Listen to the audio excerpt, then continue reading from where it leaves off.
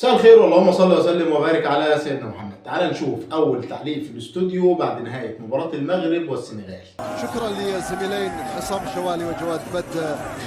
نشاهد ساديو. اظن ان هذه تبقى يعني تحمس كثيرا، لم يوفق يعني في عمليه ايقاف المباراه او الخروج بطبيعه الحال، لانه تعاملوا مع الوضعيه يعني منذ ماشي بس هذيك الكره، يعني وضعيات اخرى كان دائما تيستفز فيها المساعد تاع المنتخب المغربي، وكان تيستفز البنش تاع المنتخب المغربي، لكن ولا تذكرتي شنو حكى شال مدرب نيجيريا، وقال انه باب تشاو لازم يركز على فريقه ويركز على نفسه، وبالتالي هذه تجربه للمدرب السنغال.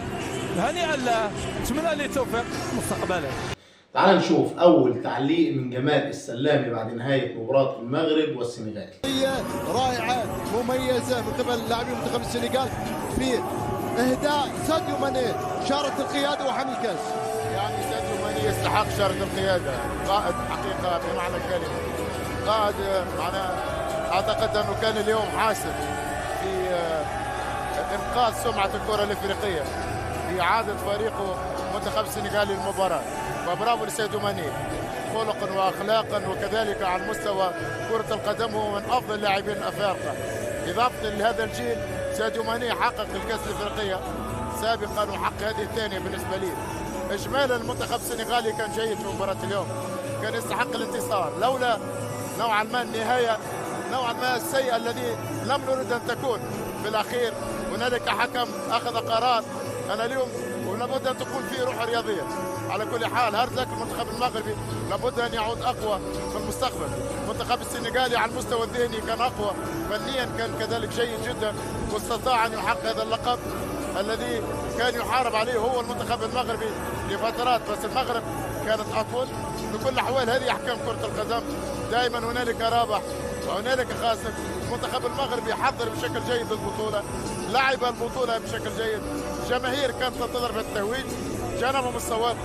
لم سيناريو المباراه كان يريد المغرب، لكن اضاع ركله جزاء في الثواني الاخيره من نهايه المباراه، والسنغال لعبوا مباراه جيده وعرف كيف يتعامل مع ركله الجزاء. وانا اعتقد ان الكاف حسب رايي سيعاقب السنغال لانه وتستحق عقوبه لما قامت به، ولا بد ان تكون هنالك عقوبه على السنغال. هنيئا للسنغال تحقق الانتصار، لكن لابد مثل هذه المشاهد لا تتكرر، فلا بد ان تكون عقوبه. تعال نشوف تحليل جمال السلامي بعد نهايه مباراه المغرب والسنغال. كره القدم دائما هنالك رابح وهنالك خاسر. المنتخب المغربي حضر بشكل جيد للبطوله، لعب البطوله بشكل جيد، الجماهير كانت تنتظر بالتتويج، جانبهم الصواب. لم سيناريو المباراه كان يريد المغرب، لكن اضاع ركله جزاء في الثواني الاخيره من نهايه المباراه، والسنغال لعبوا مباراه جيده وعرف كيف يتعامل مع ركله الجزاء. وانا اعتقد ان الكاف حسب رايي سيعاقب السنغال لانه وتستحق عقوبه لما قامت به، ولا بد ان تكون هنالك عقوبه على السنغال. هنيئا للسنغال تحقق الانتصار، لكن لابد مثل هذه المشاهد لا تتكرر، فلا بد ان تكون عقوبه لمن تسبب في هذه، ومنهم المدرب الذي كان يرفض. هو من تسبب في ايقاف يعني المباراه، هو السبب الاول. انا ارى لابد ان تكون هناك عقوبه للفير بلاي، لابد ان تكون مهما كان القرار. صحيح. انا ادافع على كره القدم الافريقيه وسمعتها، يعني ما شاهدناه هذا سيفتح تاويلات. في النهايه ما تنساش تعمل لايك للفيديو واشتراك في القناه. سلام من الله عليكم ورحمه الله وبركاته.